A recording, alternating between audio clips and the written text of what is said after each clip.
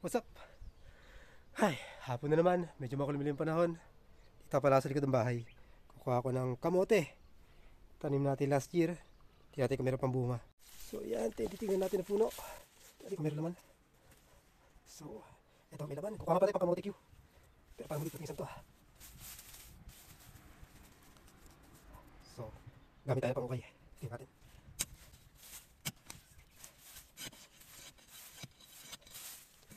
Yan. So ito, lain lang natin. Yup, yawn. So isa. Yan.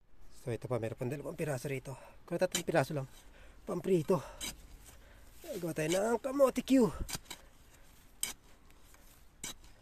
Yan, medyo malaki itong dalawang to. Yun. Alright. So isa. Yan. Tapos to. Alright.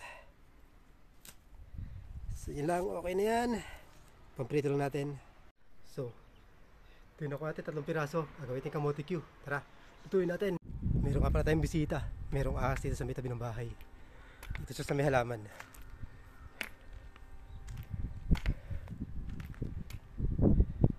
So, ayun yung ahas.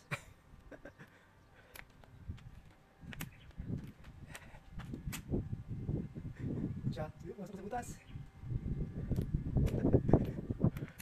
Hindi siya pumasok. Dito ako lang sa bahay. Pabalik ako kumuha ng kamote sa likod. Pasalubong ko siya. So, umiwas naman siya kagad.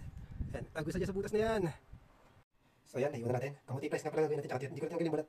Para mas healthy, sabi nga nila. Hindi nga. Pag gumit, talagyan na natin. Iwan natin siya. Kasama na balat. So, lagyan natin natin.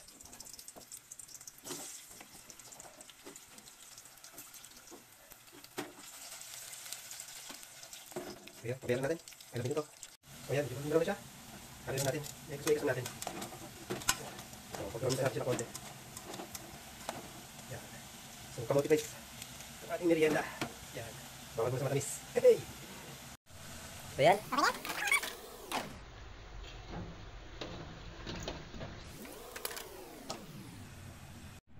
Ilagyan na natin ng konting MSG. Pampaumami. Pagkatapos, kuha tayo ng asin.